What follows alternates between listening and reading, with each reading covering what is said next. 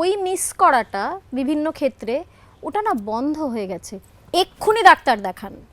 কারণ হচ্ছে আমি ভালো কথা কি করে বলতে পারি তথাগত সম্পর্কে। এই যে প্রথম প্রেম তো ভোলা যায় না, প্রথম প্রেম ভোলা যায় না। না, মাঝের প্রেম ভোলা যায়? কোনো প্রেমই ভুলতে আমি পারি জাস্ট বলতে যে মাঝের প্রেম ভোলা যায় না। আমার ক্ষেত্রে আমি যেটা তুমি ভুলতে পেরেছো? না, পারিনি। কারণ আমরা আলোচনা করতে করতেও তুমি পাড়ার 48টা চার পেয়েকে খেতে দেওয়ার গল্পে তুমি কিন্তু তার কথা উল্লেখ করেছো। তুমি তথাগত নেমে আসতে খাবার দিতে। হ্যাঁ, আমরা দুজনে মিলে দিতাম। তো এটা এখনো আমরা চার পেয়েদের কাজ সেবা করতে একসাথেই যাই। এবং এই যে না আমি বলছি এটা তো তোমাদের একটা, এই যে কোভিড টাইমের গল্পটা বললে, এটা তো তোমাদের একটা মুহূর্ত। নিশ্চয়ই। এবং এই কোভিড টাইমটা মন্দ ভালো মানে সম্পর্ক গড়ে ওঠার জন্য হয়তো আংশিক, কিছু ক্ষেত্রে যারা প্রিভিলেজড, আমরা সবাই খানিকটা প্রিভিলেজড ছিলাম, তাই হয়তো একটু বেশি মানুষের সঙ্গে কথা বলতে পেরেছিলাম। অনেকেই প্রিভিলেজড ছিল না সেই সময়, খাবার জুটছিল না, সুইসাইড করেছে। কিন্তু যারা আমরা একটু প্রিভিলেজড ছিলাম তারা হয়তো এই মুহূর্তটা, তুমি আজ থেকে 15 বছর পর তো যে আমরা দুজনে নামতাম খাবার দিতে বালতিতে করে, শেষ নিঃশ্বাস অবধি মনে থাকে। শেষ নিঃশ্বাস অবধি মনে থাকে। এখন আমার প্রশ্ন হচ্ছে এই এখন কোন মুহূর্ত এরকম যায় যে একটু ও থাকলে কথা বলা যেত, বা এইটা ওর সাথেই কথা বলা যেত?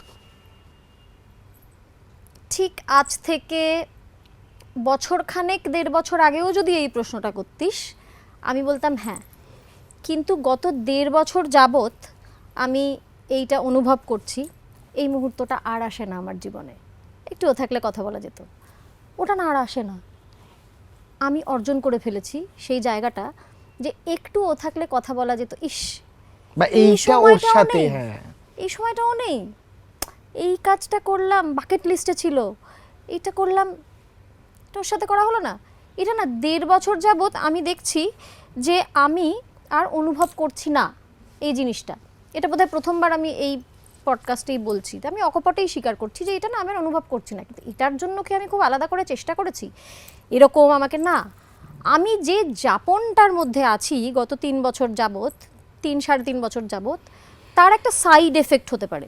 মানে বলে না, একটা ওষুধ খেলে, একটা পেন কিলার খেলে তার সাইড এফেক্ট হিসেবে হয়তো প্যালপিটেশন বেড়ে যেতে পারে। তো আমি যে যাপনটার মধ্যে আছি তারই বোধহয় এটা সাইড এফেক্ট, এবং ভালো সাইড এফেক্ট, যে আমার ওই মিস করাটা বিভিন্ন ক্ষেত্রে ওটা না বন্ধ হয়ে গেছে।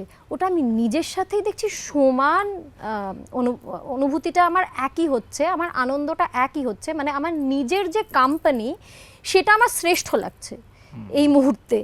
এবং আমার বন্ধু আছে কিছু, 2 থেকে 3 জন খনার বচন, মানে কাছের মানুষ আসলে 4 জনই হয়, তার বেশি হয় না, আমরা ভাবি তার বেশি হয়। তো আমার ওরকম 2 থেকে 3 জন বন্ধু আছে যারা থামের মতো আমার জীবনে। কিন্তু এরকম থাম নয় যে আমি চাইলেই একটু হেলান দিয়ে দেবে না, ধাক্কা মেরে ফেলে দেবে জলে, বলবে নে সাঁতার কাট। যদি দেখি ডুবে যাচ্ছিস তখন বাঁচিয়ে দেবো, তখন হাতটা বাড়াবো। বা যদি দেখি অজ্ঞান হয়ে পড়ে যাচ্ছিস তখন বলবো ঠিক আছে একটু হেলান দিয়ে নে, তারপর আবার সোজা হয়ে দাঁড়িয়ে পড়।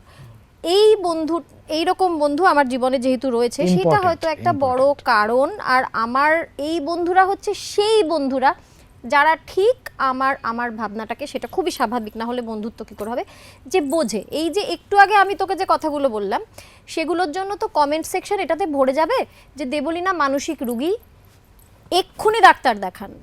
কারণ হচ্ছে আমি ভালো কথা কি করে বলতে পারি তথাগত সম্পর্কে। আমি প্রতিশোধ পরায়ণ কেন, একজন লিখেছিলেন যে আপনি ভাবুন, একটু ভালো করে ভাবুন, পরিকল্পনা করুন কিভাবে প্রতিশোধ নেবেন। আমার মনে হচ্ছে আহারে কি কষ্ট ভাবতো, এই নিয়ে ভাবে সে। তো আমার এই বন্ধুরা বোঝে যে আমার এই যে আনন্দ, মানে শান্তি এবং খুশির কারণটাই এটা, যে আমার কোনো অভিযোগ নেই। এই বন্ধুত্বটা তো আমাকে তথাগত দিয়েছিল, তো সেটা তো আমার ভালোটা তো অস্বীকার করা যায় না।